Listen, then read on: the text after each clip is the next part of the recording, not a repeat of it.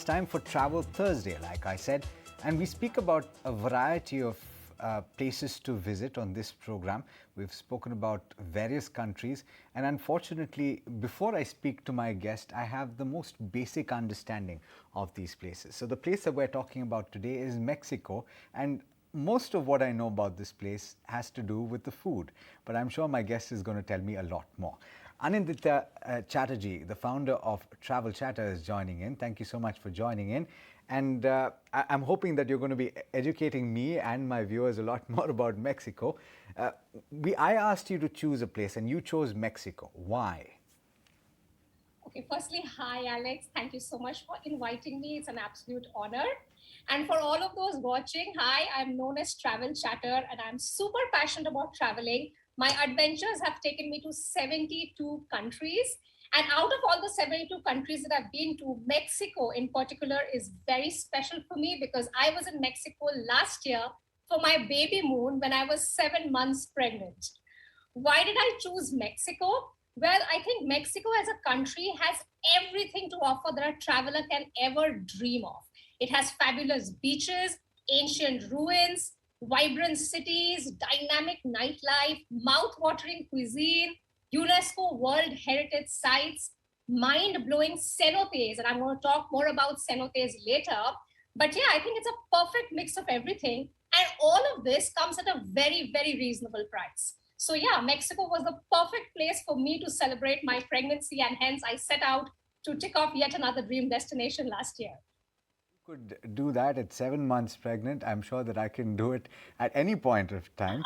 Uh, Anindita, kudos to you for having done that. But let's talk about how you get there, because I'm guessing from India it's going to take quite a while. So, one, tell us what are the costs that you have to bear in terms of travel, both getting there and within Mexico, and also how long would you suggest is the ideal holiday or period that you would want to spend in Mexico?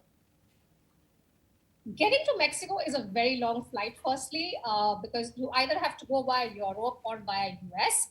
There's no direct flights to Mexico from India, unfortunately. So I flew last year via Paris. I flew Air France. Tickets, a round trip air ticket would cost anywhere between 85 to 90,000. That's only if you book well in advance. Otherwise, it can get much more expensive. And the ticket, of course, is the major chunk of the travel expenses. After that, everything is under your control. But the ticket is something you must book well in advance. And as far as staying in Mexico is concerned, getting around Mexico is concerned, it is very, very reasonable. Like I said, the costs are equivalent to what you would spend for a holiday in India. Like eating at a restaurant in Mexico costs somewhere between 2,500 rupees. And this I'm talking about a very, very good restaurant. Of course, there are street food in Mexico, which is very, very popular. That, of course, will be even cheaper. But once you are there, I think the costs are very, very minimal. But what is the biggest chunk is the travel expense. You need to get that out of the way first. Yeah. And after that, it's a breeze. Fantastic. Let's talk about the other living expenses, because you got to stay somewhere, and let's break this into two, because I like to present both options or opportunities for my viewers. If you are choosing to have more of a budget holiday, are there several options available? If you're going to Mexico, how much would that normally cost in terms of your room rent, etc., per day? Got it. So, I'll start off with a few recommendations that I have that you need to bear in mind when you're traveling to Mexico. Firstly, of course, stay, as I mentioned, Airbnbs are the best places to stay. They have fabulous Airbnbs and absolutely within your budget. Anything that you choose. If you want to choose to stay in hostels, of course, that will be even cheaper. But an Airbnb in Mexico would cost anywhere between 2,500 to 3,000 rupees a night. And this will be a very good one-bedroom apartment with a fully equipped kitchen. That is one. And for my entire trip, so I spent around 2 weeks in Mexico, and the entire trip cost us around 1.8 to 2 lakhs. This is without the big airfare, of course, the India to Bombay, the India to Mexico travel, but also includes domestic airfares. But if you are the kinds who can stay in hostels, it could be even cheaper. In order to make it a more budget trip, I would recommend renting a car. So renting a car in Mexico again is very cheap. So if you are traveling from one city to another city, So Yucatan state is the most popular touristy area in Mexico, and it is fabulous. So when you are traveling, say from a Cancun to a Tulum, you can rent a car, and that car would cost you anywhere between 1.5 to 2,000 rupees per day. If you're at a city center, then I would recommend taking a hop-on, hop-off bus.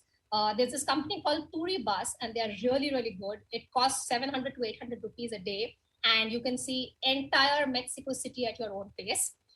Other than that, I would say talk to locals, ask your Airbnb host where to go, because when you talk to locals, the kind of insights that you get about the things that you can do, you won't get that anywhere else. So they'll know exactly where to send you to get the best stuff at a reasonable price. Other than that, I would say definitely travel in the off season. Now, the peak season in Mexico is between November to February, and things are very expensive then. It's very crowded. So I went in June, which is absolutely off season. You get the perfect pictures because there are not too many people. And again, you don't end up burning a hole in your pocket. So traveling during off season is a must. Given it's a very long flight, I would also recommend as soon as you land in Mexico, take it easy. The first day, just soak in the place, roam around the place aimlessly, and acclimatize yourself. Make use of your layover because it is a long flight. So spend some hours at your layover destination. And Mexico is a huge, huge country. So decide what you want to do. You can't really tick off everything, and don't even try to. Decide where your interest lies and then pick those places. And another recommendation would be learn a few Spanish phrases. Everyone in Mexico speaks Spanish. And it'll be good to know phrases like "Cómo estás?", which means "How are you?" in Spanish, or "Hermoso país," which means "beautiful country." So, when you use these phrases when you're talking to the locals, you create a good rapport, and then that's it. You are their friend, and they're going to tell you of all the good places that you can go to. I had the privilege of meeting a Mexican couple a few years back, and they said that they were from Guadalajara, and I spent practically the entire day trying to get that name right. So I'm guessing that it would take me a little. It always helps to learn these phrases and learn to know. You need to know how to pronounce the cities and the states well, Absolutely. right? So you mentioned 2 weeks is the amount of time that you spent in Mexico. Is that the sweet spot? I think I'd asked earlier, but we missed getting that answer from you. So 2 weeks, is that the sweet spot? And also, if you have a more luxurious trip in mind, what are the options that you have available?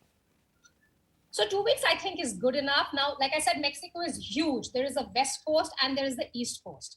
The East Coast is where everyone goes to because I feel it is more beautiful, and it definitely is more touristy as well, but that is the place to go to. And I think 2 weeks is good enough. Now, if you have 2 weeks, I would recommend breaking it up. So for example, you spend a few days in Mexico City, maybe 4 days in Mexico City, 3 to 4 days in the capital city of Yucatan, which is Merida. And of course, Tulum, which has all the cenotes in Mexico, and Cancun. So you can basically break up your 2 weeks within these places and then do day trips to a lot of places around these cities. And there is a lot to see. If you want to do a West Coast, it totally has to be another trip because you can't cover West Coast and East Coast at one go. If you're looking at a luxurious holiday and you fancy good hotels, well, Mexico is absolutely the right place to go to because while I was talking about a budget holiday, you have some fabulous luxury hotels along the coastline in Cancun, in Tulum, and they can range anywhere between 30 to 40,000 a night to a lakh a night. So whatever you fancy, you have it there. So Mexico has a lot to offer even for the luxurious travelers. You mentioned a few things that you absolutely have to see. And you mentioned a few things that I'm not really familiar with. So let's talk about the various things that you should absolutely do and what they are. Okay, so to start with, I would say definitely explore the cenotes in Mexico. The cenotes are out of this world. They are magical to say the least.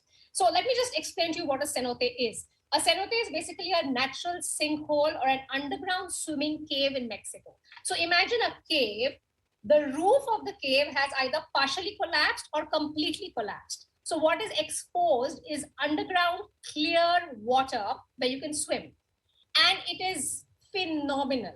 So the Yucatan Peninsula has more than 6,000 cenotes, and you can explore them on a day trip either from Merida or from Tulum. And a few of the cenotes that I highly recommend are Cenote dos Ojos, La Calavera, Grand Cenote. These three are a must visit.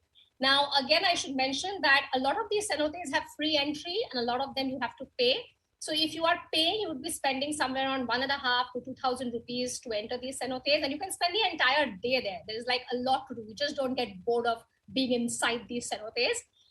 If you can't swim well, there are life jackets that you can rent and they're included in the ticket price. You can also snorkel, you can go diving because few of these cenotes have water which are 100 feet deep, more than 100 feet deep, and few of them are shallow. So you can basically go to whichever ones you want and you have a life jacket, so it doesn't really matter.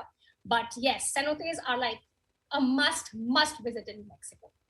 The next thing would be the Pink Lake. So the Pink Lake is called Las Coloradas.